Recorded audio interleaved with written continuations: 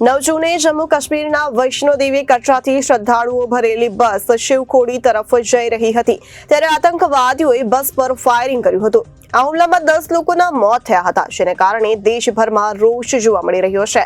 ત્યારે આજે અમદાવાદમાં બજરંગ દળ દ્વારા કલેક્ટર ઓફિસ બહાર ઉગ્ર વિરોધ કરવામાં આવ્યો હતો। આ વિરોધ દરમિયાન બજરંગ દળના કાર્યકરોએ આતંકીઓના પુતળાનું દહન કર્યું હતું। કાશ્મીરમાં શ્રદ્ધાળુઓ પર થયેલા હુમલાને લઈને દેશભરમાં આતંકવાદનો વિરોધ થઈ રહ્યો છે। અમદાવાદમાં બજરંગ દળ દ્વારા વિરોધ કરવામાં આવ્યો છે। બજરંગ દળના કાર્યકરો સૂત્રોચ્ચાર સાથે કલેક્ટર કચેરીએ પહોંચ્યા હતા।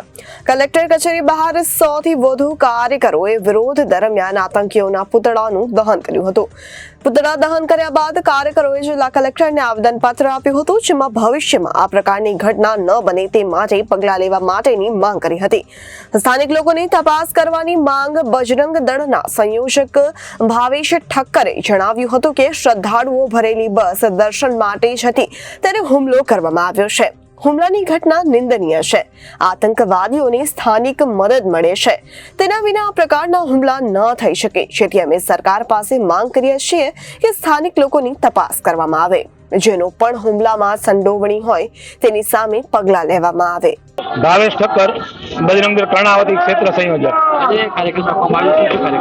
આજે જે કાશ્મીરની અંદર શિવખોડીની યાત્રા ઉપર જે હુમલો થયો છે એ હુમલાના વિરોધની અંદર સમગ્ર ભારતની અંદર બજરંગ દળ દ્વારા જે પુતળા દહન અને દેખાવોના કાર્યક્રમ આપવામાં આવ્યા છે, એ કાર્યક્રમ આજે કર્ણાવતીમાં પણ છે અને આ જે ઘટના છે એનો બજરંગ દળ સખ્ત શબ્દોમાં વખોડે છે અને વિરોધ કરે છે અને સરકાર પાસે એવી માગણી કરે છે કે આવા જે તત્વો છે એ સ્થાનિક લોકોના સહયોગ વગર આ સફળ ન મળે તો આવા જે સહયોગી એના છે એને પણ પકડી અને નસીહત કરવામાં આવે અને કડકમાં કડક સજા કરવામાં આવે એવી બજરંગ દળ માગણી કરે છે।